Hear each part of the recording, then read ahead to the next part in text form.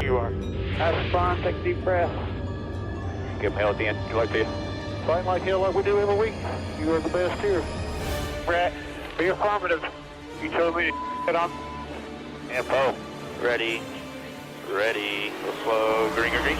Lock it down, lock it down. I'm destroyed, and I just got drove through like 6 times on the 14th. What the f*** is he thinking? That is the stupidest thing I've seen in my career. Literally. Everything you described is accurate. Haven't even finished the second stage yet. Half the field's wrecked. Hell yeah! 11 got it. Proud of you there, Matt. Good job, pal. Thanks, man. Good job all day. Great work, my man. Great work. Keep putting yourself in position. We'll win our share, right? We got one back today, brother. Good job. 10-4, great job, guys.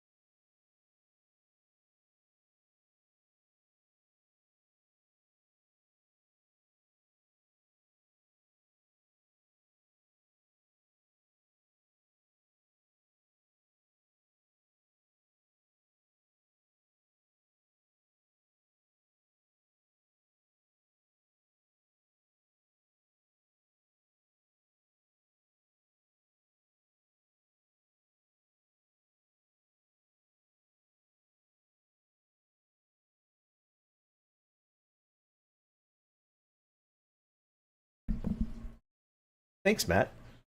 I guess I was muted for that.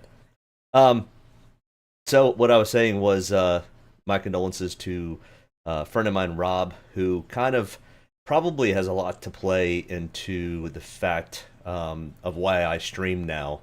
And I did some streaming with iRacing and things like that. But he lost his battle with cancer a couple days ago, and he had a pretty big streaming platform. He did a lot of RPG gaming, those types of things, but he did a little bit of iRacing.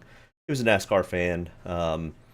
He'll be sorely missed. Taken way too soon at the age of 37, and just throwing my condolences out there to him and his family and all of his friends. So, but on to other things. Let's talk about racing.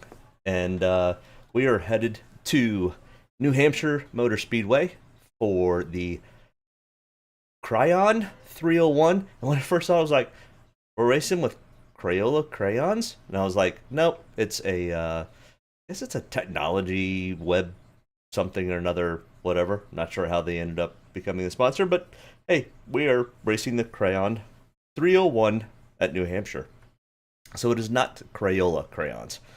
But before we do that, let's take a look back at last week's, once again, shortened NASCAR Cup race at Atlanta Motor Speedway for the Quaker State 400, where William Byron ended up getting the win in the shortened race. Well, when you shorten a super speedway race down to just about 2/3 of what it's supposed to be, you definitely don't have very many dominaires. Weren't expecting any anyways, but William Byron, with a great strategy call, ends up getting the win, coming from 18th. And as you can see, he was the highest starter for the optimal lineup. So 18th, 19th, and then the rest of them were in the 20s. So as predicted, that was kind of expected. Did not expect J.J. Yaley to finish 7th. So good on J.J. Yaley. This is actually the second optimal lineup so far this year that J.J. Yaley has made it. And that's out of 19 races.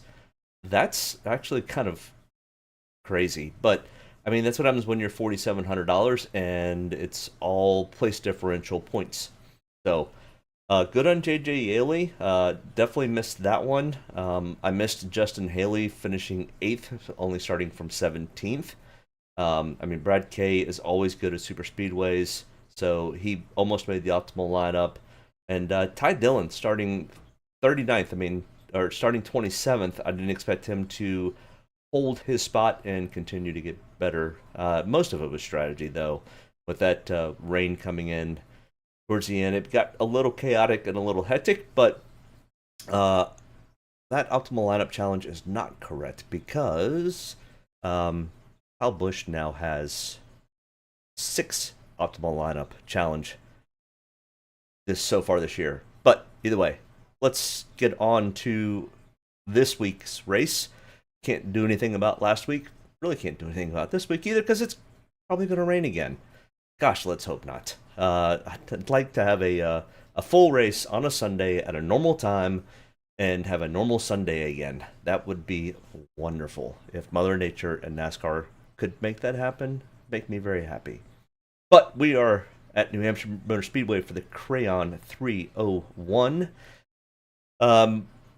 New Hampshire is, I mean, we keep talking about this. We keep going to unique tracks, and New Hampshire is unique in its own self. It's a mile-long track. It's just a tick over a mile, 1.058 miles.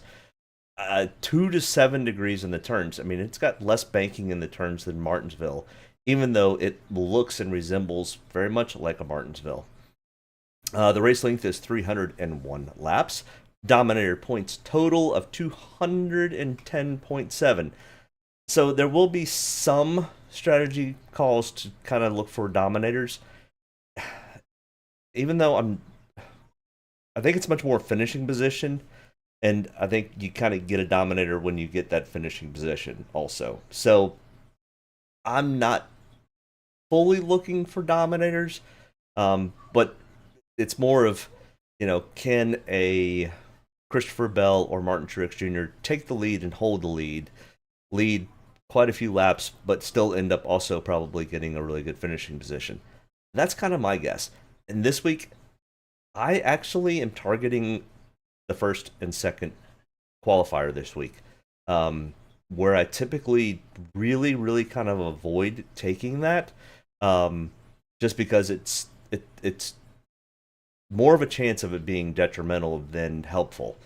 But this track is a middle to high groove race. I mean, you're not really racing really high in the corners, but you're definitely not. You can run the bottom, but it's not actually the fastest way around. There's really about 4 lanes in this track. One's right down all the way down the apron. The next one is up out of the groove, which really doesn't work. So the second and third lane really kind of plays in. You can get 2 wide, you can get 3 wide, but to try to get the speed off of the corner, you kind of have to be between that second and third lane to really get the run off the corners to where you don't spin. So it's a little bit deceivious. It's I don't know. It's not a big passing track. You get passing when strategy calls get played, pit road, and those types of things. So, I mean, we're going to have some place differentials, but you can target guys in the top 5, starting in the top 5 this week, is kind of what I'm trying to say. Track comparisons, we look at Gateway, Nashville. They're both kind of flat. You can even put a Martinsville in this mix, but the problem is Martinsville's half the distance, and the corners are much tighter. You can target Richmond a little bit, and Phoenix kind of races similar to this. Long straightaways, hard braking going into the corners, but that really kind of, Gateway's probably the closest of all the tracks that they race at. So, with that being said, it's a little tricky. So, let's get into the driver-by-driver breakdown and kind of go through this a little bit. Christopher Bell, most expensive. I don't remember the last time Christopher Bell was at the top of the chart at 11,200. But looking back on what Christopher Bell's done, he's only raced 3 times. So let's break down this box. I'm getting ahead of myself a little bit. Let's break down this box to anybody that's new, that's here watching my video. This box kind of gives you all the information you need about a particular driver. Christopher Bell in Draftkings is priced at $11,200. Next line is his starting spot. So he will be starting from the pole position. He qualified first. Then in this grayish area here, we've got his practice speeds. So he was 10th in single lap practice. So out of all the laps he ran, you take this fastest lap compared to everybody else's fastest lap, and he was 10th compared to everyone else.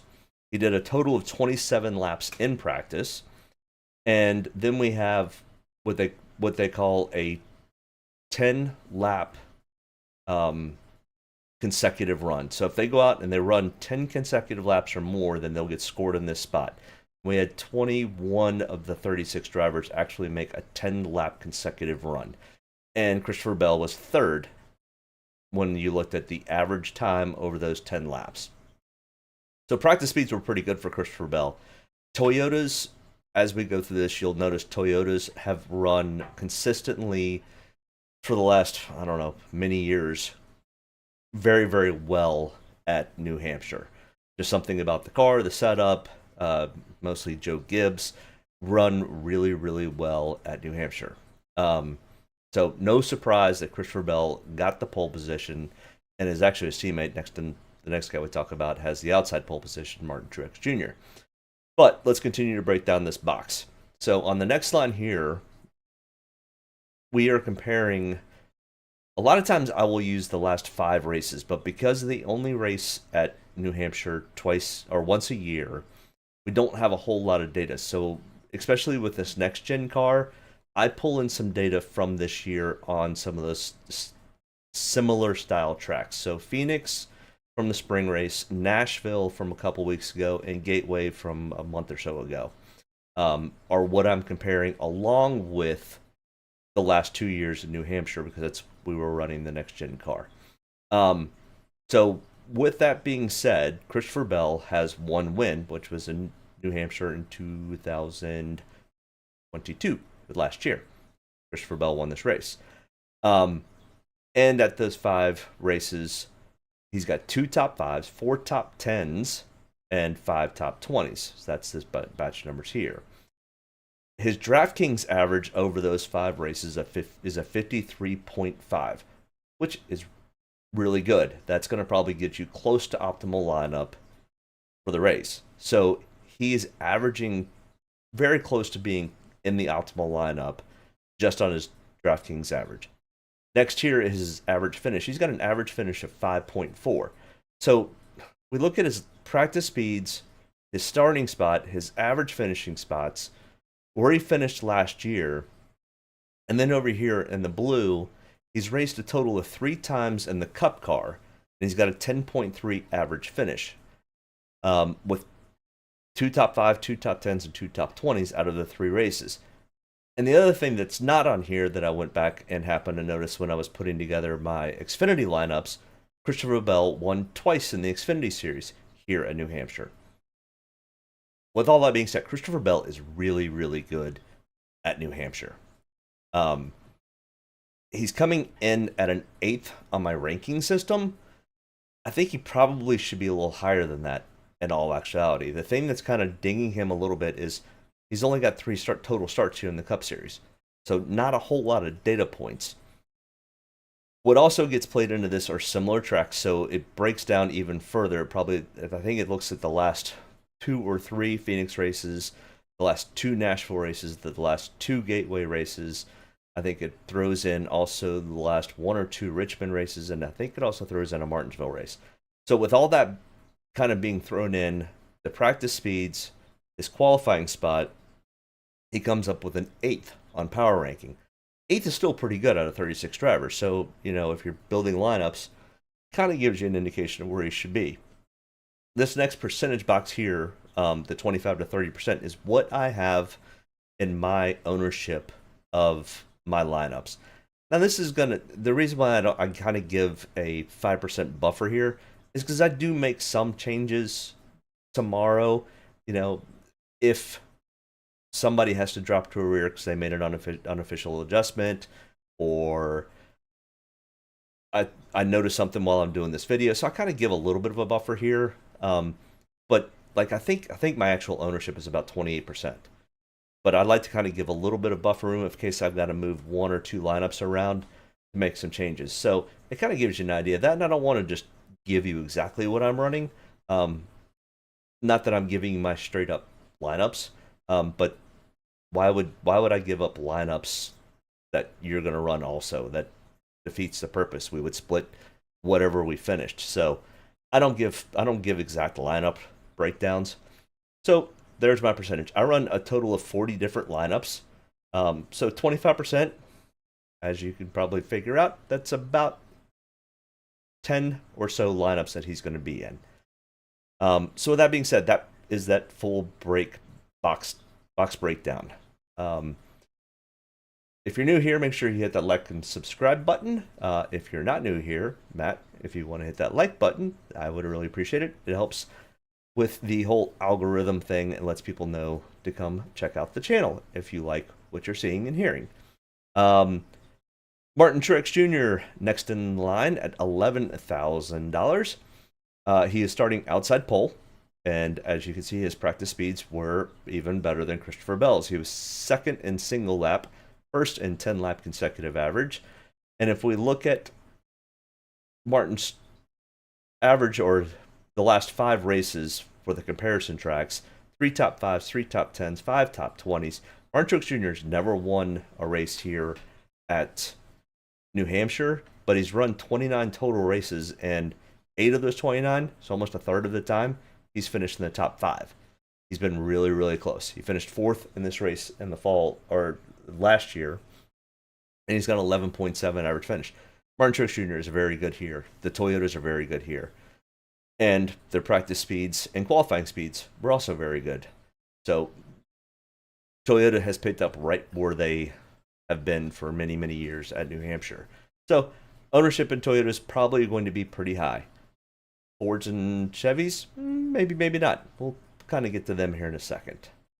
Look at there, another Toyota, another Joe Gibbs Racing Toyota. Denny Hamlin, 10,900, starting 20th. Whoops, must have slipped up in qualifying. That's a benefit to us.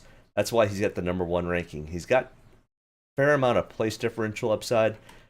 His average finish here is a 9.5 out of 29 races. He's won 3 times at this track. He's got an 8.8 average finish at the 5 races that we're comparing. 12th in single lap practice, 4th in 10-lap consecutive average. He had a top 10 finish last year for this race. All indications, Denny Hamlin should probably finish top 10, if not top 5, if not probably vie for a win, along with the other Toyotas. So starting 20th, huge amount of place differential upside with Denny. Not as much as another Toyota once we get to him. But I expect Denny Hamlin to be very heavily owned.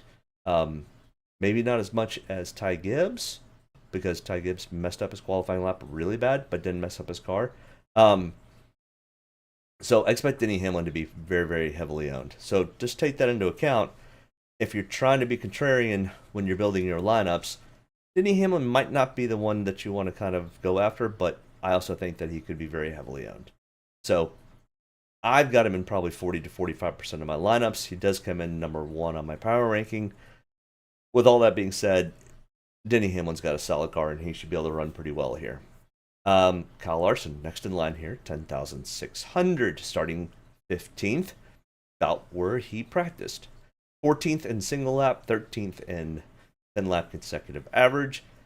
And if we look at the 5 races, not all at New Hampshire, but similar style tracks, 3 top 5s, 4 top 10s, and 5 top 20s, 58.7 Draftkings average. And as you can see, it's in green. That's the best Draftkings average of the field, with a 6.8 average finish. So not quite as good as Christopher Bell's average finish for those 5 races, but pretty good.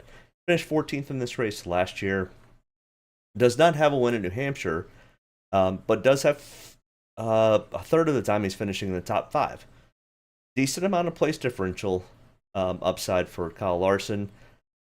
And Kyle's one of those. It's either feast or famine with Kyle. Either he's going to go out and he's going to finish probably in the top 5, or he's going to finish 35th because he wrecked his car or had some malfunction with the engine. So, with that being said, I don't know. It's a coin flip, kind of. I like the Kyle Larson play. He not that he's been struggling, but he hasn't had the finishes that I think Kyle Larson or that team are looking for. Now, does that mean I think he could go up and compete with the Toyotas? He might be one of the only few Chevys that actually are showing pretty well in practice speeds. to do so. The Chevys really, especially the Hendrick cars, were really off in practice. If you didn't happen to catch practice, the Hendrick cars were definitely off when they unloaded. So hopefully they can make adjustments. Kyle Larson's team has always been really, really good about fighting hard and getting good finishes, even when they don't have the best car. But out of everybody, out of all the Chevys, they're not in bad shape. So I do like Kyle Larson today. I think he will find his way to probably somewhere in the top 7, if not top 5. Kyle Busch, 10,400. He was fast when he was out there because he was 7th, but he only did 6 laps before he hit the outside wall. Then he goes out and qualifies, and he makes the final 10, which is they go and run 1 lap, and the fastest 10 guys then get to go for another lap to figure out the top 10 of qualifying. And he went out and wrecked his car. Now, from the reports I have seen, is they are going to fix his primary car and not go to a backup car. But with that being said, even after he had slapped the wall in practice, they had made unapproved adjustments and were going to have to drop to the rear for those unapproved adjustments. They still went ahead and qualified, so that way they could have a better pit selection. And pit selection's pretty big at New Hampshire. So, with that being said, he is going to be credited with the 10th place starting spot, even though he will actually start 35th or 36th, depending on if William Byron has to go to a backup car or not. We'll get to William in a minute. So, with that being said, he's going to start towards the end of the field. Can Kyle Busch work his way up? Absolutely. Kyle Busch is easily capable of working his way up. He's got 3 wins here at New Hampshire, a 14.2 average finish, 11 out of the 31 tries he's finished in the top 5. Over half the time he's finished in the top 10. So, and he got the win at Gateway earlier this year. So he's fast, and he's fast at similar style tracks. But when you're having to come through the field, there's just so many things that can go wrong. If you happen to catch the Xfinity race today, you saw Justin Haley, who was really, really quick. He was running in the top 3, had a bad pit stop, had to come back in for a penalty, and then got mired back in traffic. And then when there was a wreck on one of the restarts, he got tied up in it. And after that, he never was able to really recover. He did finish top 10 for the day, but that still just killed his momentum for the rest of the day. He was never going to be in contention for that win. So when you start to get, I mean, even for Denny Hamlin starting 20th, he's starting in the middle of the pack, but you're talking about a Kyle Busch that's having to start 35th or 36th, but he's only going to be credited with the starting of the 10th. So he's number one going to have to pass 26 cars just to get back to a starting spot. That's a tough hill to climb. So I don't have a whole lot of ownership in Kyle Busch, even though I think he potentially can get himself back up to 10th. But at 10,400, you need a Denny Hamlin that's going to move from 20th up to 10th, and probably better. But starting way back in the field and having to push your way through is going to be a tough one to climb. So I don't have a whole lot of ownership in Kyle Busch this week, and I don't expect his ownership to be very high. So you could go against the grain and take him as a pick. I mean, I think he probably ends up coming in at 13 or 14% owned, is probably my guess. So I'm probably a little underweight. All right, next in line here is Chase Elliott, 10,200. Oh, Hendrick and Chase Elliott. Wow, Chase is just, he has not been the same Chase Elliott this year. Still doesn't have a win. Has 50 some odd points out of the playoffs still. And now you go out and you practice 28th in single lap, 14th and 10 lap consecutive average, and you qualified 18th. I don't know really what to make of Chase Elliott at this point in the season. For a brief moment before we got to Chicago and Atlanta and we had rain-shortened races, Chase Elliott was starting to have consistently decent finishes. Top 10, not really top 5, but top 10, but he was making up points. And he was kind of falling into almost optimal lineups, and he did make a couple optimal lineups. But he's just not the same Chase Elliott he was a couple years ago. I don't know if there's something with the team, if it's with the pit crew, if it's with the crew chief, or if it's Chase Elliott still just hasn't fully embraced this next gen car. I'm not sure what's going on. But even starting 18th with some place differential, when your practice speeds are, bottom third of the field, really, I just don't know how much I trust the Chase Elliott play. I still have him in 35 to 40% of my lineups because, if we look at the 3 out of the 5 races, which are the 2 New Hampshire races and the Phoenix race, he's got an 8th place average finish and a 48.7 Draftkings. He finished second in this race last year. Okay, all those things are pointing in the right direction. This practice speed and what have you done for me lately, Chase, is kind of the concerning piece of it.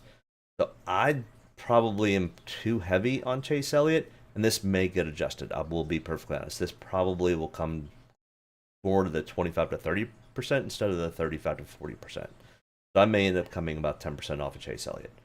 And that's kind of why I like to do these videos, because I also kind of go through and go, ooh, that may be too high. But it may not be. I don't know. I don't really, truly understand the Chase Elliott play. Hit me up in the chat if you like the Chase Elliott play this week, or are you going to fade Chase Elliott? So you guys get to help me a little bit here too. William Byron, another Hendrick car, and another Chevy. And practice speeds were not good at all for William Byron, which was very unusual because this style track is something that William Byron actually does pretty well at. He got a win at Phoenix earlier this year.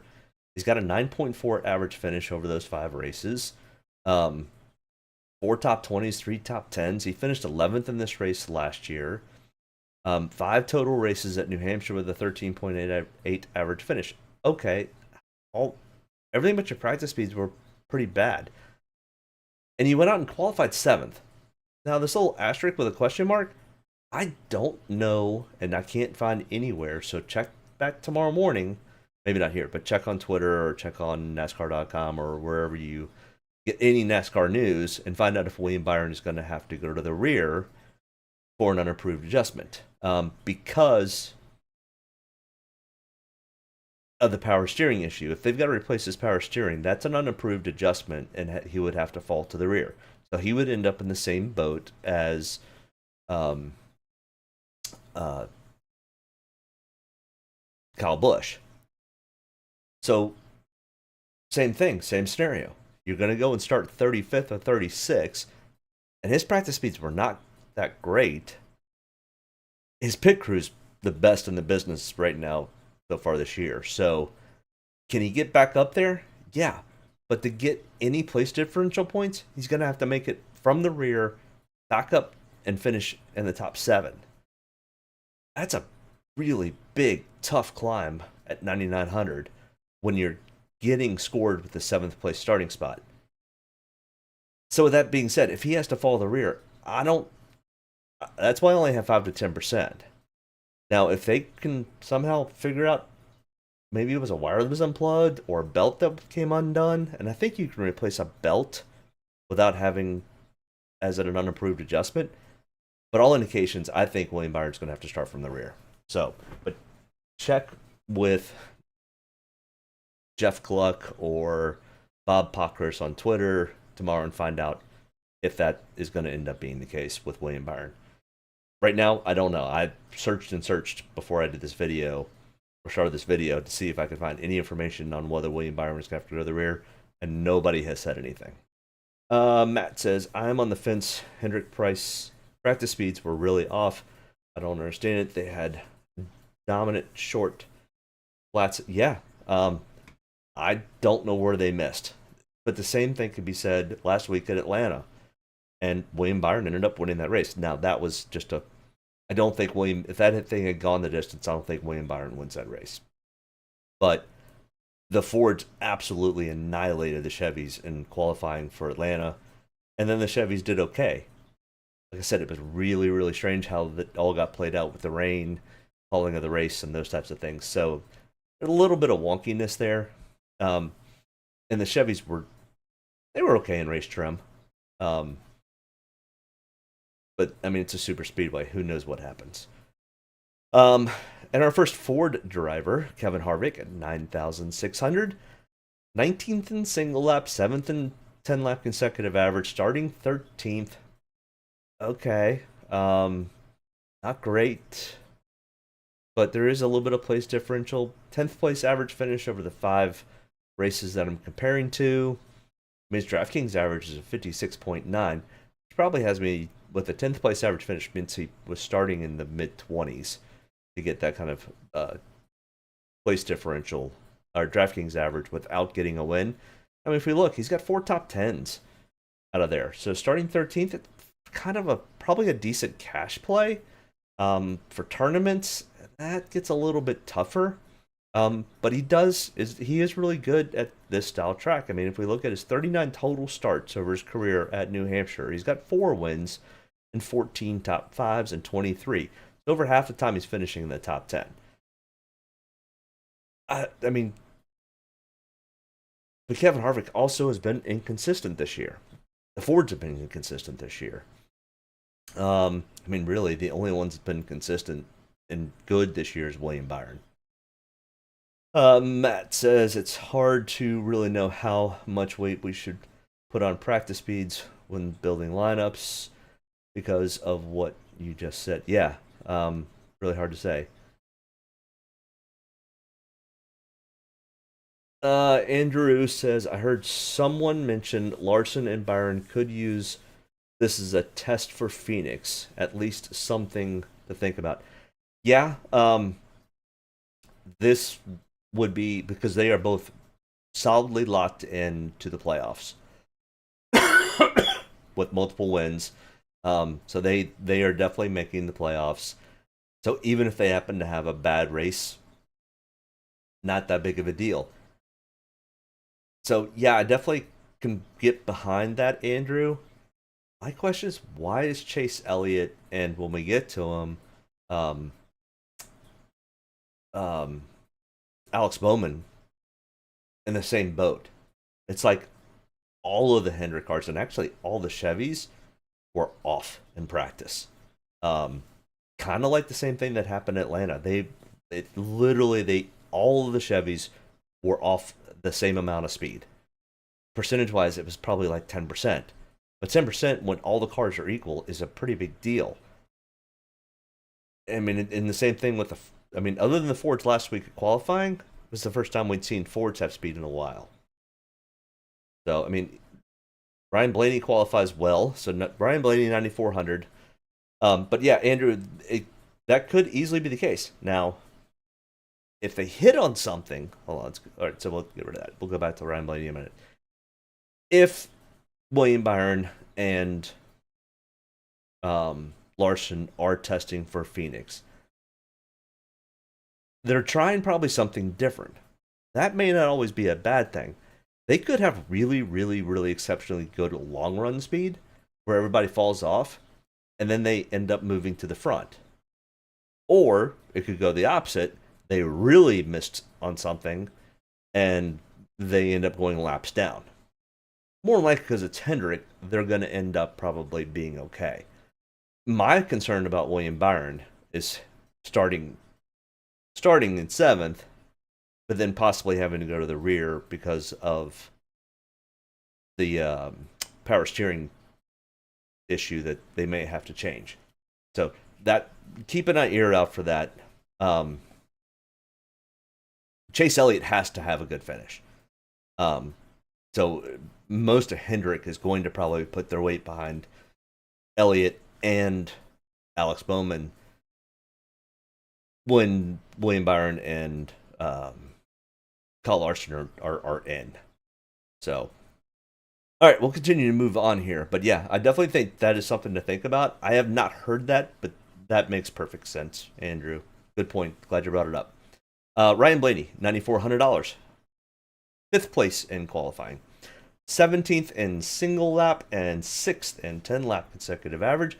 Okay, not bad. You kind of out-qualified over your practice, which is fairly normal because you bump up the air pressures and change the handling characteristics of the car and those types of things. So, okay, so you qualified a little better than you practiced.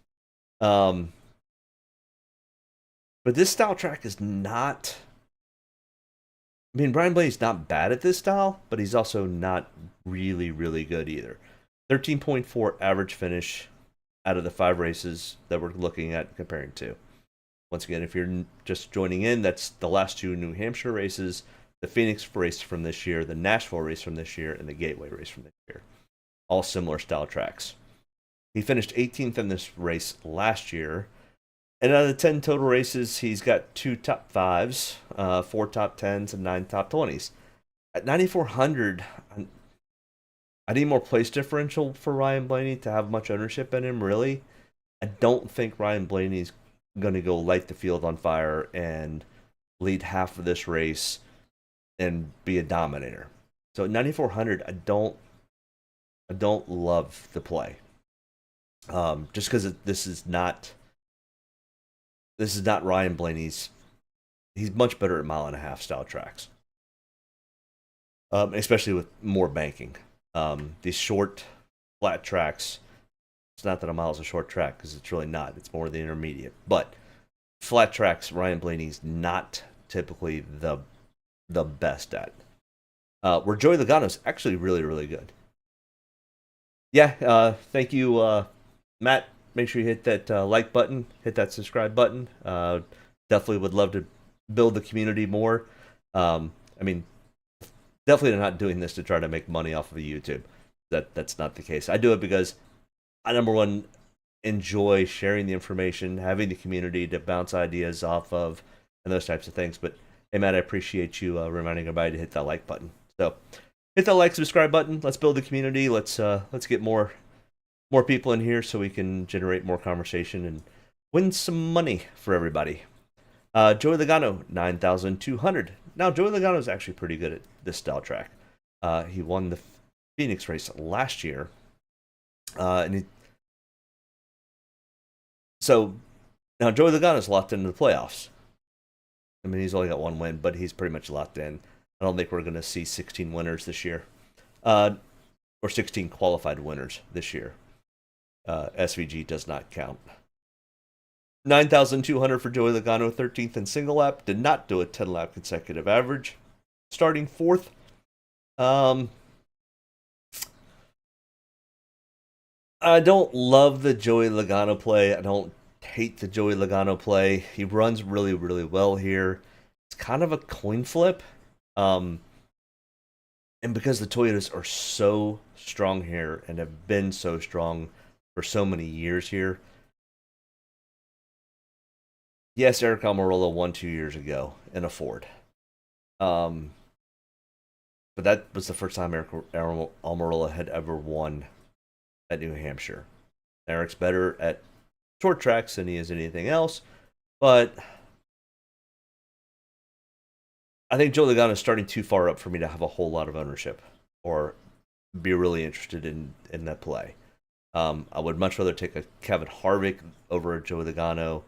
You get about 9 place differential spots difference for $400 more. And I can't remember who's next in line. Ross Chastain at 8,800. Starting 31st when he was 3rd in single lap practice. And he just blew the corner in qualifying. It's very similar to Ty Gibbs. Ty Gibbs didn't wreck his car, didn't mess up his car. He just overdrove a corner and got loose. Same thing happened in Ross. It's 1 lap of qualifying. You miss it at all, and their misfortune can easily be our fortune for Draftkings. But guess what? Everybody else is seeing the same thing. Ross Chastain, Ty Gibbs are both going to be very, very heavily owned because of their starting spots. And Ross is actually really good at this style track. Won at Nashville earlier this year, a couple weeks ago. Got a 12.6 average finish at the 5 races that we're comparing. He finished 8th in this race last year. He was 3rd in single lap practice. Now, if we look at his body of work here strictly at New Hampshire, 4 total starts with a 16.5 average finish. Well, heck, if he can get the 16th from 31st, that's 15 points plus the finishing spot. That's enough points. It's not huge value by any means, but but also just remember, because of that place differential, Ross is going to be very heavily owned. I bet you he's probably at least 40% owned, if not more. So if you're playing in tournaments and you're trying to be contrarian, it's one of those. Just know that Ross, half the field's gonna have Ross Chastain. But the problem is, if Ross Chastain goes out and finishes third, leads a couple of laps, if you don't have him, you're definitely not hitting an optimal lineup. Heck, you're probably not finishing in the top 10% of the field. So it's one of those. You're damned if you don't have him, and you're going to be on the same playing field as everybody else if you do have him. So kind of like if I'm running 40 lineups, I've got him in 40 to 45% of my lineups. I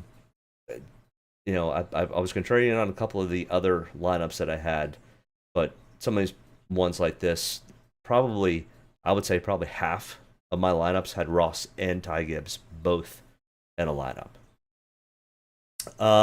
Next in line here, Brad Keselowski.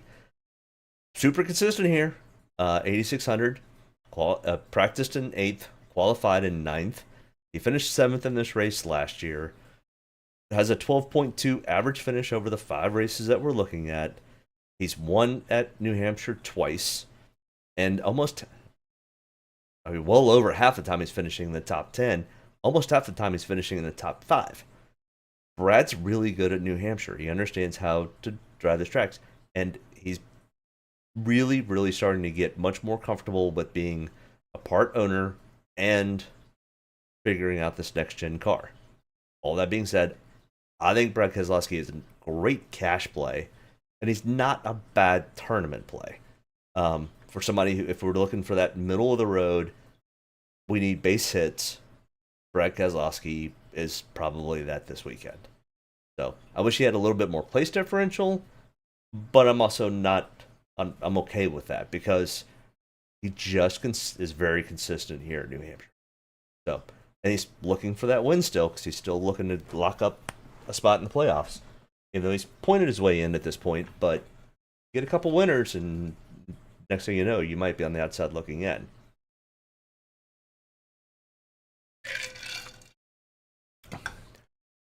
All right, next in line here, Tyler Reddick at 8,400, starting in the 6th spot. Driving a Toyota. Toyotas are very, very fast here. Tyler Reddick, this is not Tyler Reddick's normal cup of tea type of track where he runs well at. He's kind of like, who was I talking about earlier that likes much more banked? Ryan Blaney. Tyler Reddick's kind of in that same boat. So I don't have a whole lot of ownership in Tyler Reddick because he just is not super great on flat tracks. I mean, we can look at the body of work over the last 5 races that we're comparing to. He's got a 20.4 average finish, 16.4 Draftkings average. I mean, 3 of those are in Toyotas. The other 2 were in Chevys last year when he was in the 8 car. It had a 20.4 average finish. 21st here last year on this track. Only has 1 top 10 out of the 3 starts, 2 top 20s. Well, when you're starting 6, I would need Tyler Reddick to hit a home run here and make a podium, if not finish 1st or 2nd. Now, Tyler Reddick's capable of doing that, don't get me wrong. But I'm not probably willing to take that chance. So I've faded off of Tyler Reddick, only at 5 to 10% ownership. But there's too much downside potential with especially what we're looking at as a total body of work at similar style tracks. Who would your favorite dominator not named Bell or Truex be?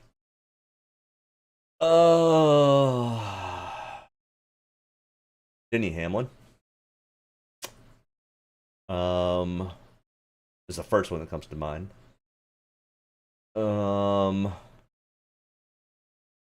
I honestly could see, I could see Bell going out and just leading over 100 laps, 150 laps.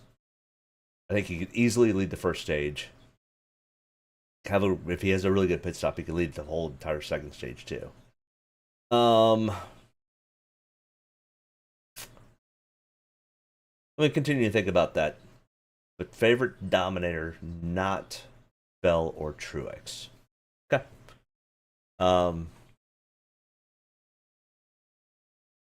Let me look at this real quick. Let's. That's all my Xfinity stuff. Let me pull up all my information real quick because I just have what I'm looking at here. Up. Hampshire. Yeah,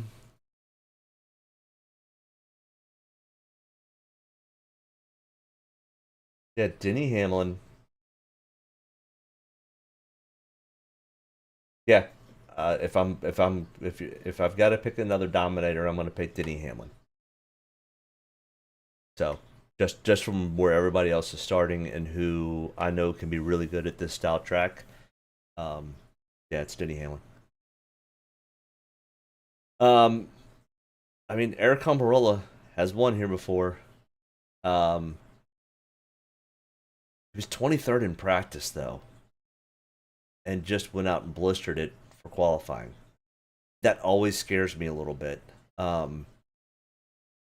He did win here in 2021, but if you look at that, other than that, I mean, how do you have a win, but then you have a 21.8 average finish with a win in your column, and you finished 31st last year, and you have a 16.5 average finish. I don't love the Eric Almirola starting spot. He's good at this style track. I get it. I mean, probably not if we're looking at the last 5 races. So I definitely don't like the Eric Almirola play starting in 3rd. He might be competitive at the beginning of this race, but I think as this race wears on, I think Eric Almirola fades. I think he get into a top 15, but if he finishes 12th and he starts 3rd, you're not winning any money on that. That's for sure.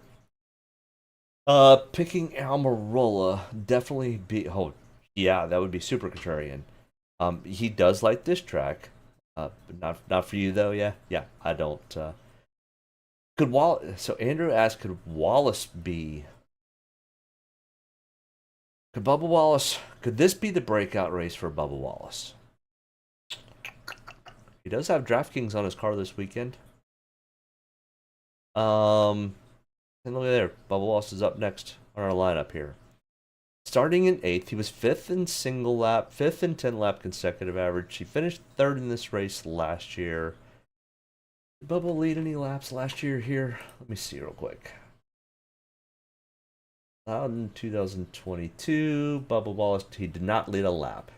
He had 10 fast laps, but did not lead a lap.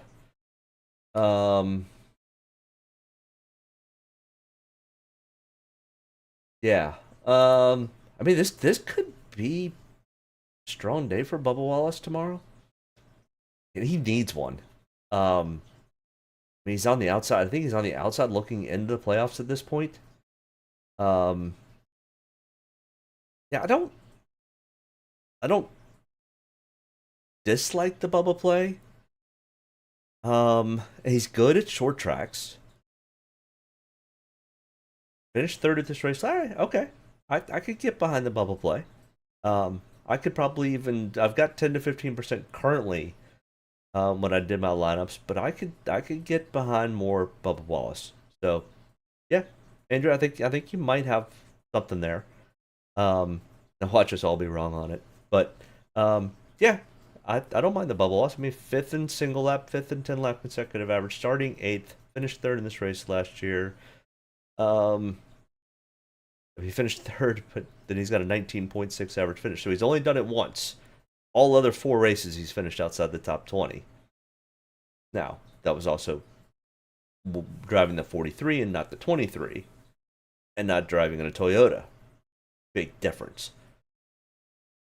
So, Um, don't love the starting of eighth, but if you're gonna try to pick a dominator or somebody that's gonna finish top three, kind of need to start up there. This track's a tough place to pass at. Um, Bubba Wallace's pit crew is actually pretty strong this year too. Alex Bowman, 7,800. Yeah, I mean, so that's the thing is people are gonna go and it could be very contrarian to play Bubba Wallace. Number one, he's not really loved when it comes to people in DraftKings when they're putting money on NASCAR, and he's really not loved in the NASCAR community. It's a shame because I think a lot of it's his own doing, but when you've got an Alex Bowman at 7,800, which is $200 less expensive, starting in 25th, people are going to gravitate to that place differential more so than somebody in 8th, named Bubba. And Alex Bowman has to have a strong run. So does Bubba Wallace. I think they're both decent picks. And actually, the Bubba's probably a safer pick, but people are going to gravitate towards Alex Bowman. So probably contrarian to probably play Bubba. I may actually fade off a little bit of Alex. It's tough. That's a tough call to go from 8th place to 25th place because of the place differential. But you look at his body of work. He doesn't have a top 5 in the 5 races. Doesn't have a top 5 ever here at New Hampshire. Has a 19.2 average finish at the 5 tracks and a 23.6 average finish here. I mean, his average finish is almost where his starting spot is. He was 31st in single lap. 5th and 10 lap consecutive average. I mean, nothing is pointing to any direction with Alex Bowman that he's going to have a good finish. So it would have to be attrition and Alex Bowman not being part of that. Well, because he's got to have a good finish, he's going to be trying harder and he's probably going to be in the middle of it. Yeah, so I mean, probably fading off of Alex and going to Bubba is probably a good play. Just a guess. That and everybody's going to go on Ty Gibbs.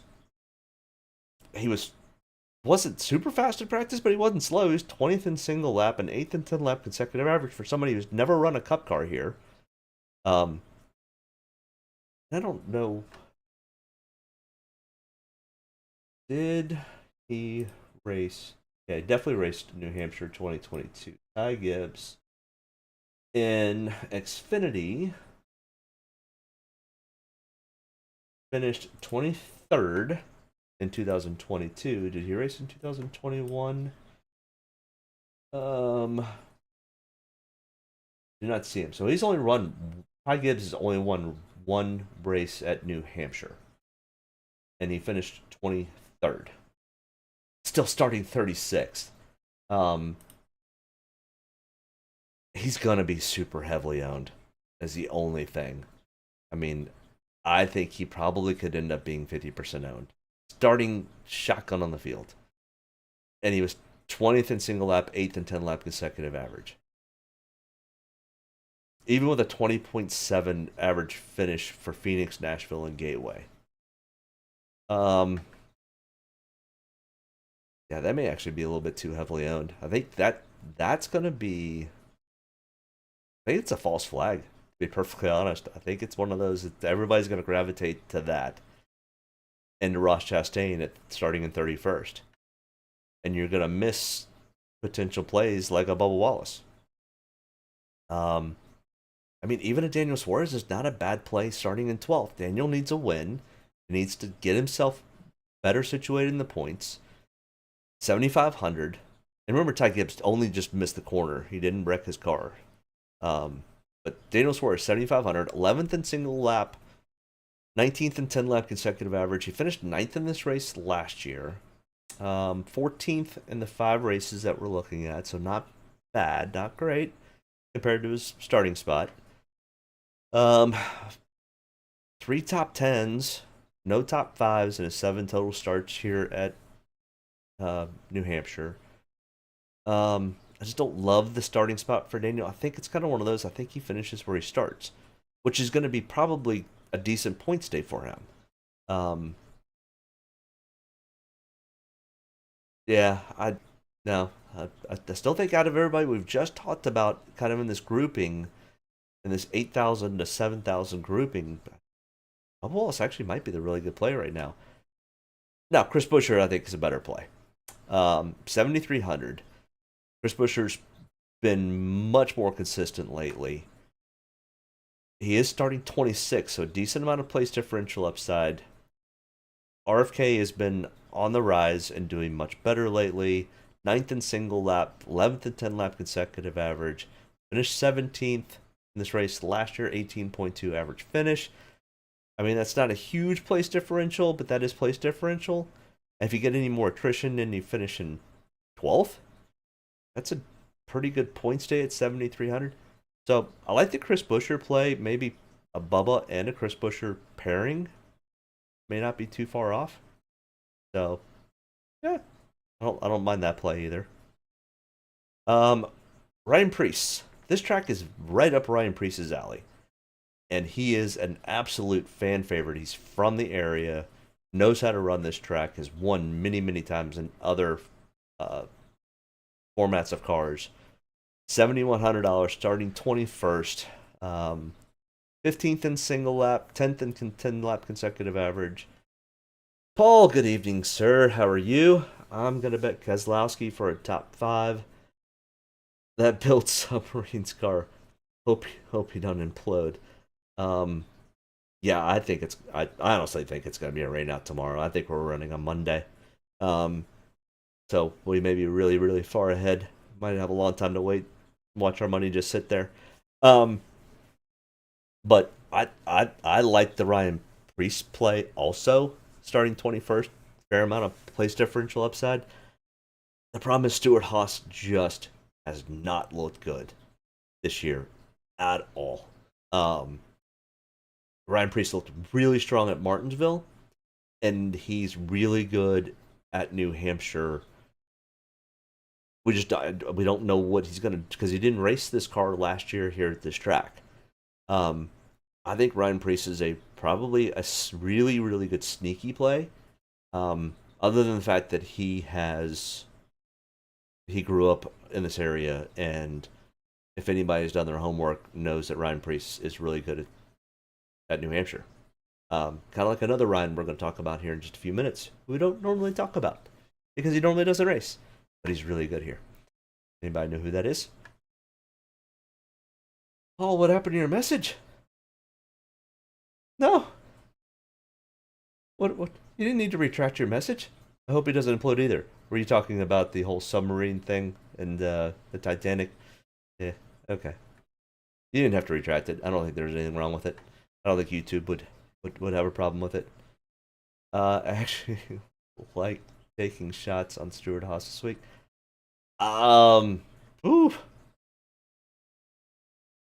Yeah, until a team starts to show me something, it makes me really, really nervous. But I mean, a lot of times if you're the first one on it and they do well, you can win a lot of money. So yeah, I mean, even before I really started to go back and kind of edit some of my lineups, man, I still had 10 to 15% Ryan Preece.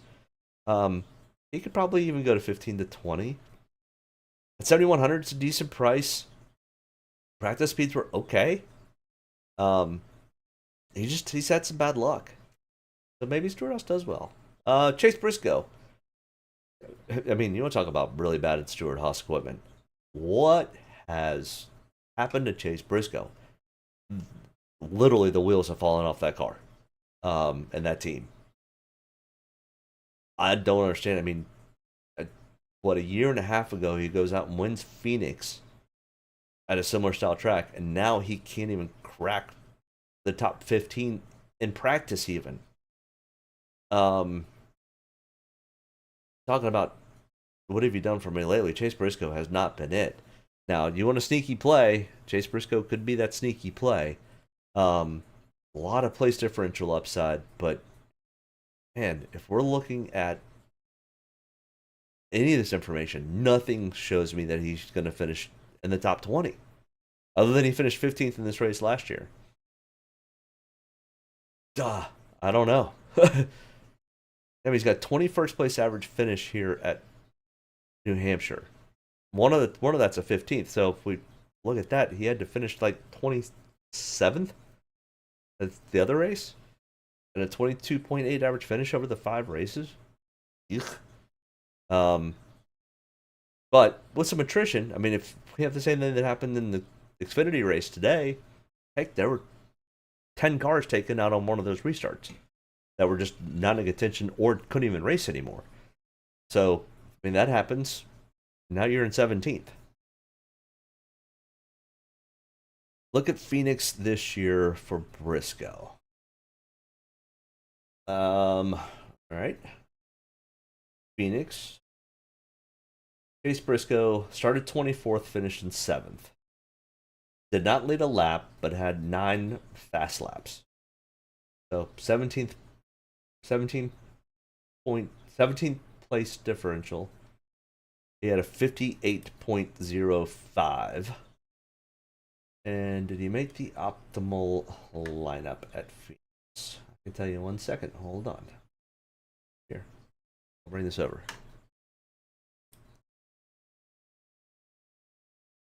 So there's the Chase Briscoe from Phoenix earlier this year. Let me look up the optimal lineup for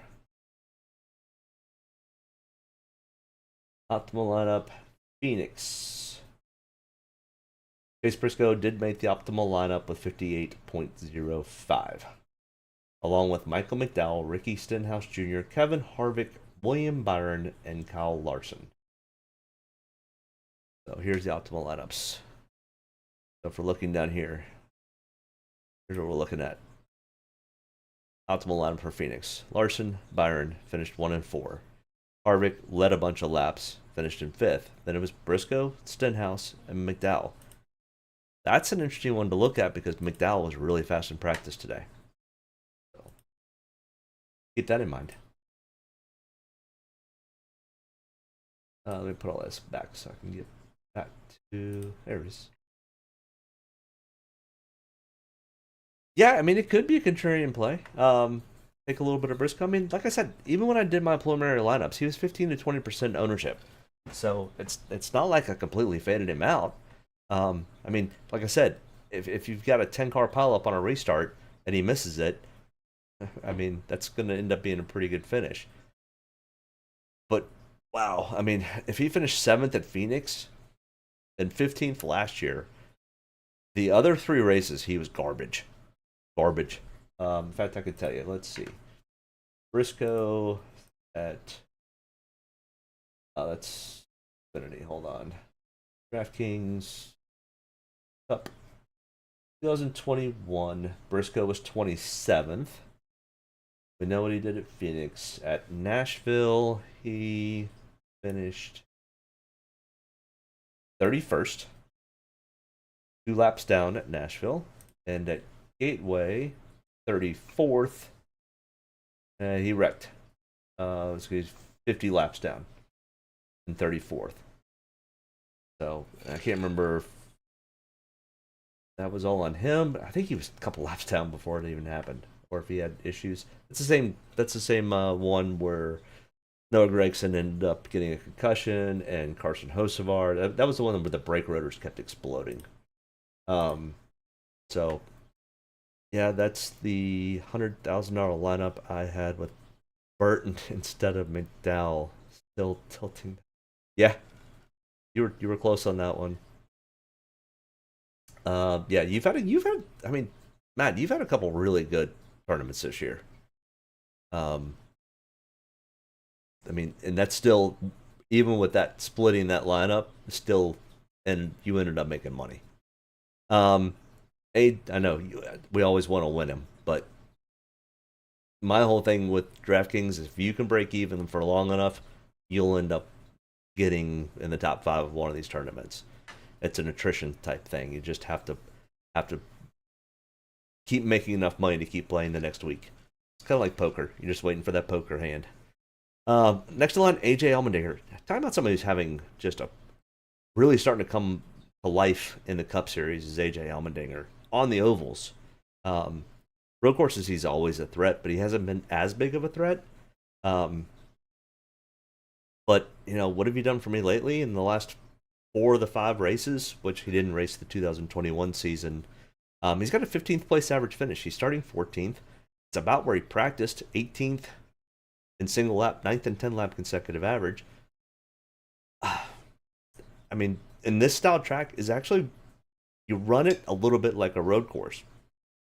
It's super, super hard braking with trail braking going through the corners and then being gingerly back on the throttles.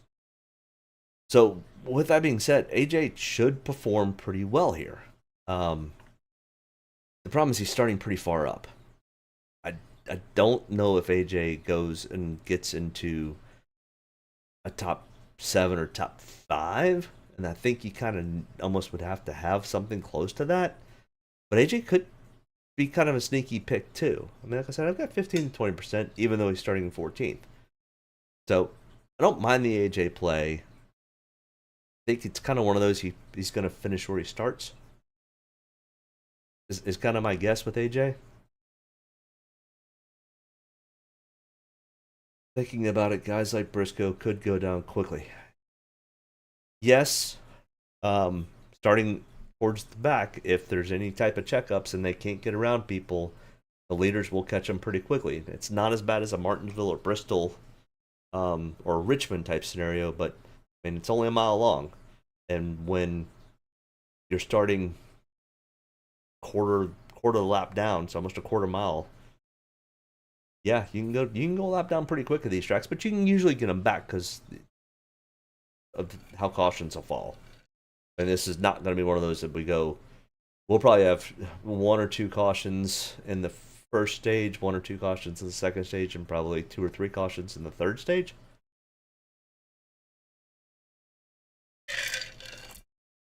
Next in line here, Austin Dillon. Like I said, I think AJ's a decent play. I don't love or hate the AJ play. Austin Dillon starting 11th. Don't love it. 32nd in single lap, 21st in 10 lap consecutive average, 20th place average finish. Doesn't have a top 10. He's going to need a top 10 to even be viable for Draftkings. Finished 23rd in this race last year. Has only got 1 top 10 ever at New Hampshire with a 17.2 average finish. He just outkicked his coverage, plain and simple. So yeah, Austin Dillon, I just don't. Nothing about any of this do I like Austin Dillon. James, how you doing? Appreciate your work you put in. Thank you. It does take a lot of work, but I enjoy putting it together, and it really kind of gets me grounded and focused when I start to make my lineups. So glad you enjoy the PowerPoints, and appreciate the work. I do appreciate you saying something. So make sure you hit that like button. And we'll keep going here. Eric Jones, 6,400, starting 30th. I think Legacy has kind of hit their. I don't think they're going to get any worse in it. But the problem is, I don't think Legacy Motorsports gets a whole lot better. I think we'll have a couple of tracks where they have some shining moments, and I think they'll have some that they have a little bit less. But I think they're kind of. I think Eric and Legacy have kind of finally found a groove to where they're going to finish top 20, but probably not. They might occasionally sniff a top 10. So starting 30th, when you're 16th in single lap and into a 10 lap consecutive run, Eric Jones is really good at this style track. Anything 3/4 of a mile to a mile and a half, Eric Jones is pretty good at. So starting 30th, I think we've got a decent amount of place differential upside here. So if Eric can just be smart and be there at the end, I think he's top 15, maybe top 10, probably more like top 15. But if you get 15 place differentials and finish in 15th at 6,400, I'll take that all day long. Really good chance this race is. Oh, absolutely. I do not see how this race happens tomorrow. I was looking at the radar earlier. I mean, why it hasn't started raining here in Richmond, I don't know. But it's literally the front is from, I don't know, pretty much from Tennessee to somewhere in Canada. It's a massive rainstorm. And that's the last thing that area needs. That flooding has just been atrocious. Yeah, it's still not raining up there now, but yeah, I mean it's gonna rain up and down the whole eastern seaboard tomorrow. Um, Even with a wet tire package, I just don't see him racing tomorrow. So be prepared to take Monday off. The nice thing is they don't have lights because I do my I do iRacing in a league, and we race on Sunday nights. So the last 3 weeks, I've literally had to, and I run a VR headset, so it's not like I can peek my eyes up at a TV. I literally have to put my headset on with my Bluetooth earpod, listen to the race while I'm listening to my spotter, while I'm trying to focus on running a race. It's very confusing. But either way, Ricky Stenhouse Jr., 6,300. I mean, Ricky's having a good year, and I really like his paint scheme. God, drumsticks are really good this time of year too. 22nd average finish at these 5 like-minded tracks. 29th in single lap. You kind of kicked your coverage a little bit, Ricky. I think it's kind of like an AJ. I think it's at the best. I think he finishes where he starts. So, yeah, I don't love the Ricky play. Just nothing in here shows me that. I mean, he's never finished in the top 10 at New Hampshire. And the 5 like-minded tracks, he's only got 2 top 20s, no top 10s. It's not like he went out and blistered in practice. So I don't like the Ricky Stenhouse play this week.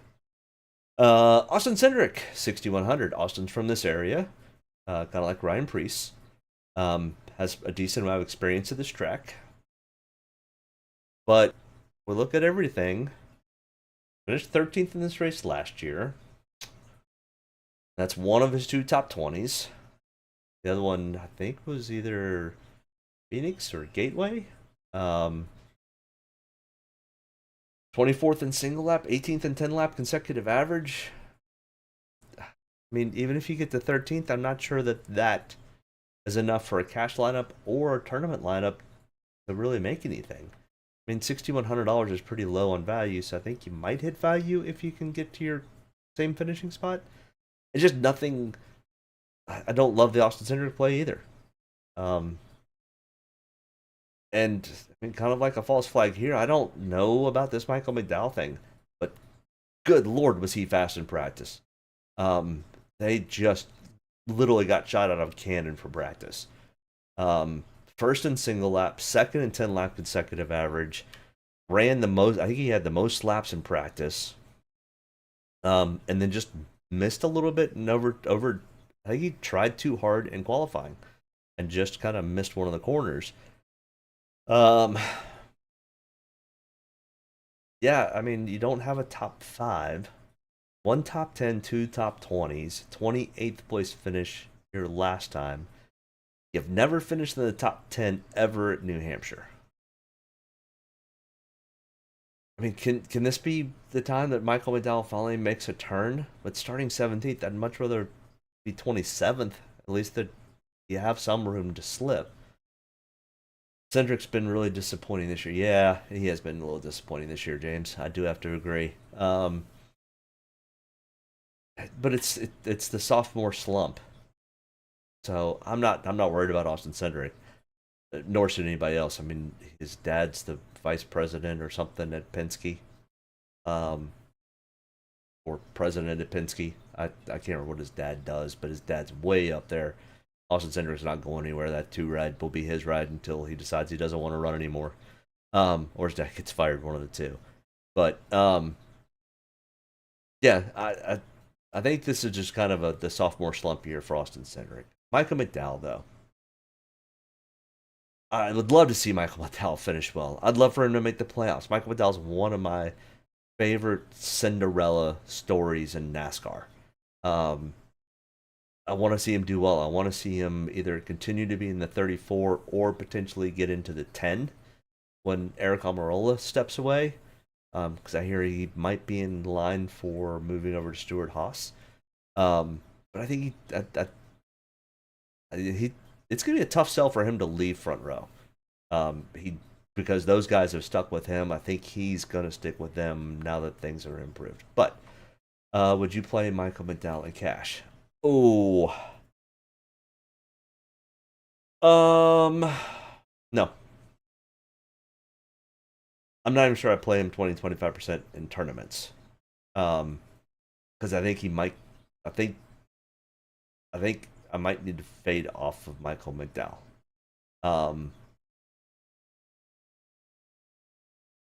I don't know if that helps you out.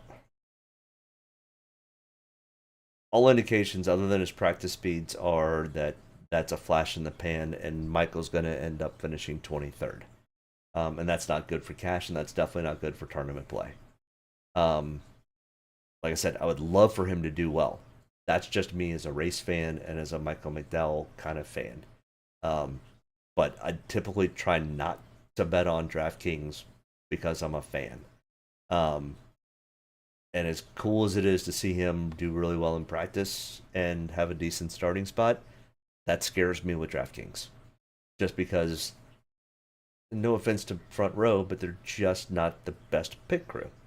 They're not the top of the heap.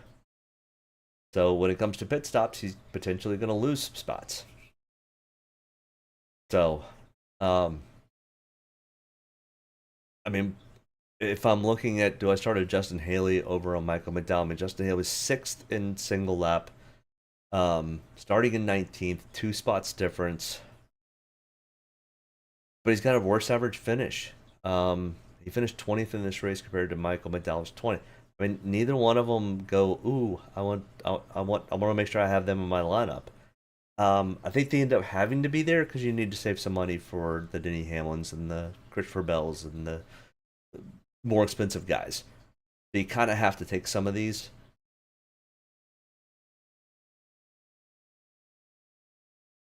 So maybe a Michael McDowell and some cash plays with some really heavy hitters that are, if everything goes right and we don't have some weird accidents and take some of those guys out.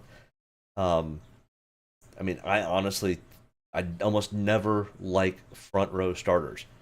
And I absolutely love front row starters for this race tomorrow. So I don't know if that helps. I do not like the Harrison Burton play. I mean, you want to talk about somebody who's having a worse year than Austin Cindric, it's Harrison Burton. And I'm now starting to hear on a lot of the podcasts I listen to, I don't know if anybody else listens to them or not, but I'm starting to hear rumblings that Harrison Burton may be on the hot seat. Question is, who do you put in that ride? I mean, I think a Zane Smith would do really well in that ride. If you, I can't remember Zane, I think Zane's a Chevy driver, so you'd have to get him to switch from Chevy to Ford. Not that that doesn't happen. I mean, we just saw Josh Berry go from Chevy to Ford. So I think if Harrison doesn't get this thing turned around in a hurry, I think Harrison Burton might be out of that ride. Just the same as Justin Haley. Justin Haley's starting to turn things around, but if Justin Haley doesn't really get this thing moving in the right direction, Justin Haley might be in a tough spot too. But I honestly think that Chandler Smith may end up jumping in that 31 ride if Justin Haley's not careful. You've got Zane Smith and Chandler Smith that are both just red hot, fired hot.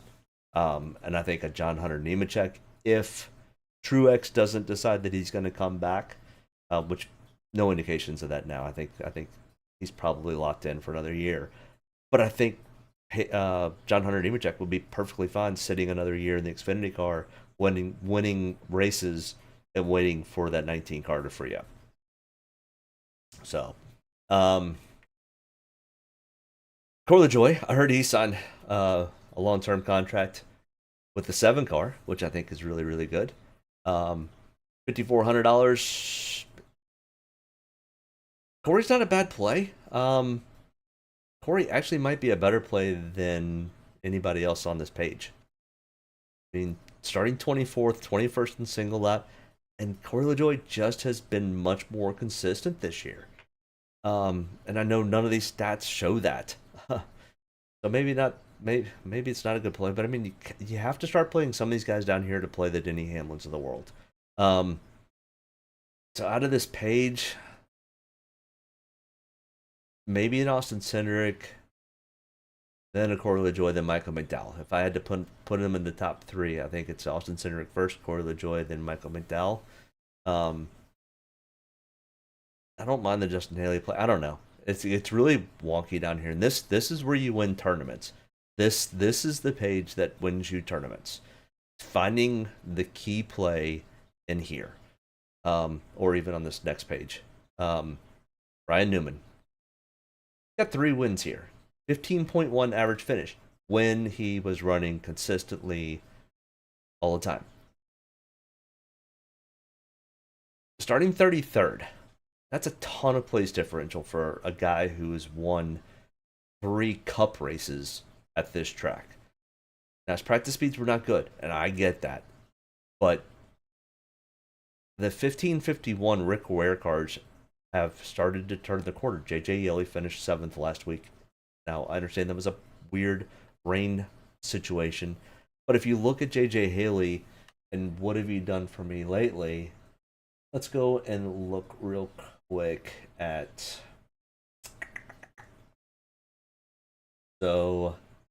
trend. I don't have JJ Haley in here. I don't know if I can do that. Actually, I can go to trends. I can plug them in here. JJ Yeley. So JJ Yeley, over the last, if we look here, I'll pull this over so everybody can see it. So that way you don't think I'm making stuff up. JJ Yeley, I plugged him in. So this is the last 10 races. JJ Yeley, 7 races, starting 31st, has an average finish of 19.7. Top 20 average finish. As far as I can see, that's the best average place differential of anybody in the field. And now we're going to have Ryan Newman take over that car, who is probably one of the best at New Hampshire. I really like the Ryan Newman play on a place differential. The thing is, this car is so different than anything that Ryan Newman's ever driven. Now, he did get a shot at, I think it was Nashville or Gateway, and I was like, heck no, I'm not touching him. It's the first time he's ever been in this car. This car is twitchy loose. It's twitchy weird. And until he gets more time in this car, now that he's had a full race, and he was racing okay until he did exactly what I thought he was going to do and got twitchy, and ended up wrecking. But by that point, there was enough attrition that he had a 24th place finish. So with that being said, the 15 and 51 car are getting much, much better with the experience of a Ryan Newman, with the patience, starting 33rd. At 5,200, all I need Newman to do is get to 20th. Make up 13 spots. So I really like the Ryan Newman play. Noah Gregson, happy birthday, Noah. It was his birthday today or yesterday. $5,100, starting 29th. 30th in single lap, didn't do a 10-lap consecutive average. And guess what? You have an average finish of 29.3 is where you're starting. Unless there's some major attrition. And until this car gets into the Legacy gets to Toyota, Noah Gregson's not going to move any further. The only way he moves up is with attrition. If he were starting 34th, 35th, I might have some ownership, but starting 29th, I don't see where there's any upside to the Noah Gregson play. Cole Custer and the 51. I mean, Rick Ware's spending money on drivers now. I mean, you don't just go get a Cole Custer, you don't just go get a Ryan Newman without spending some money. These guys aren't buying their rides. Now, Cole maybe, but probably not. Rick Ware is spending money on cars and drivers. and they're getting finishes accordingly. So starting 33rd and 34th, I don't mind those two plays. In fact, you can pair those two up, and then at that point, you can almost run any lineup that you want. And you literally have the 33rd and 34th place guys. And I don't think they're false flags. So I really like those two plays. I don't like Todd Gillen starting 23rd. I think he finishes where he starts. Maybe worse. His average finishes at 26.8 and 25th. This style track just does not fit Todd Gillen's driving style. So with that being said, don't like it. Todd Gillen starting 35th. I don't mind this play. Todd Dillon's one of those that always just seems to have, I wouldn't even say luck because it hasn't been luck lately.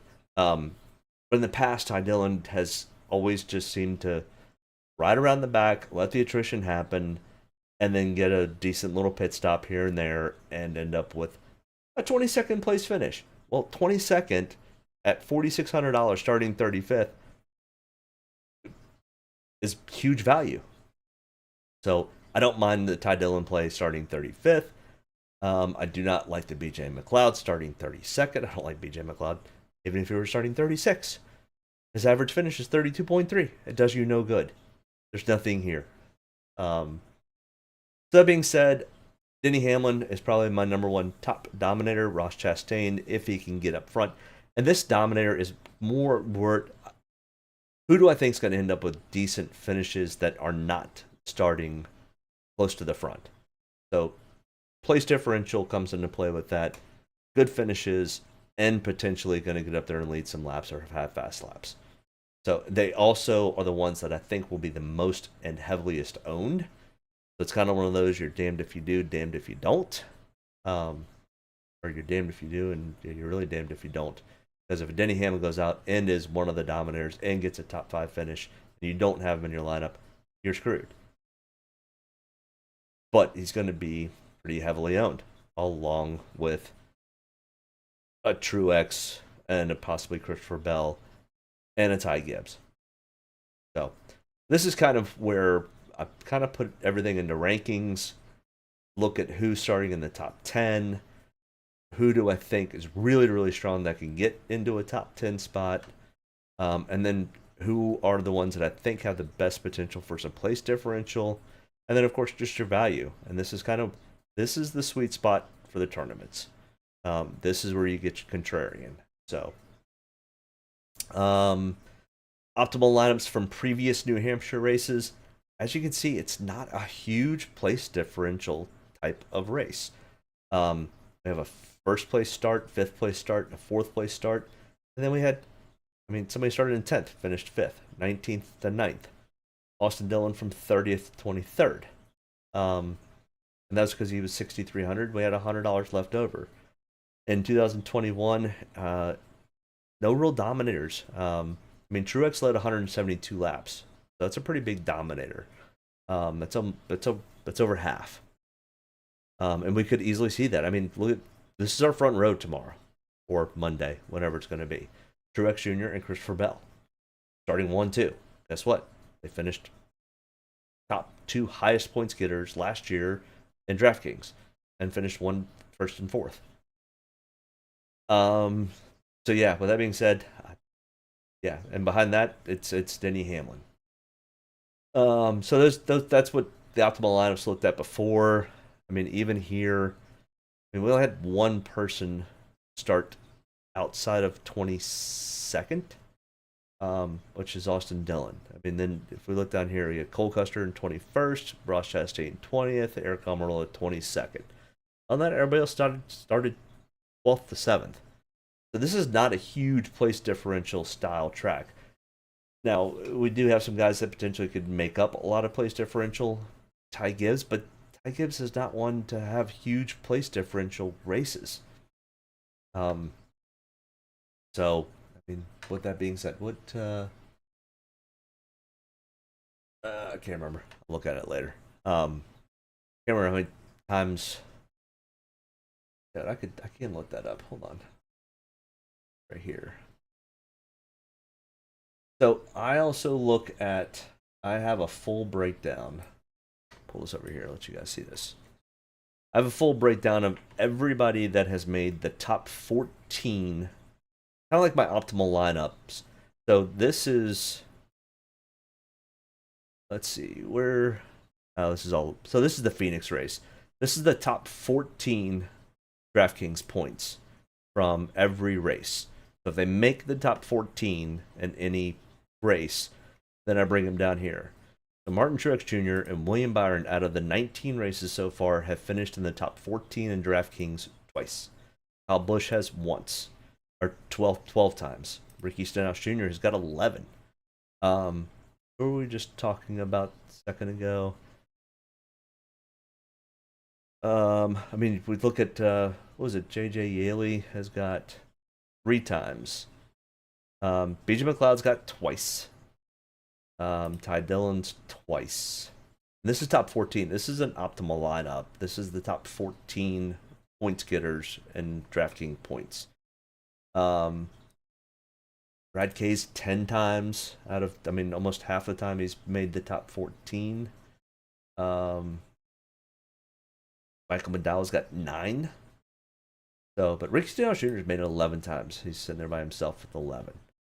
So I don't know if that information is some stuff you guys like or dislike. So I don't know. That's some of the information that I've got that I want to start to dig deep on who do I need to take and who do I not need to take. But yeah. But from Gateway and from Nashville, which were 243 and 300 laps of similar style laps, similar style tracks.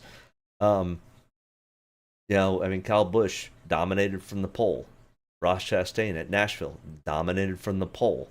That's why I think I'm kind of heavier on the front row this week, other than last time. I mean, started from the pole. You know, we didn't have anything in 2021, but 2021 was a weird year. So, but 2023, I mean, you could do it from the pole. So we are an hour and 30 minutes into this. Wow, God, time flies when you're having fun. If you got any other questions, thoughts, concerns, hit me up in the chat. Would love to hit you up tomorrow. Paul, James, Andrew, Matt, everybody, good to see you. If I missed anybody that was in the chat earlier, I appreciate everybody tuning in. Good luck on your DraftKings or your betting or your fantasy lineups. I appreciate you tuning in for as long as you have. I mean, heck, the average view duration is 33 minutes now. You guys are awesome.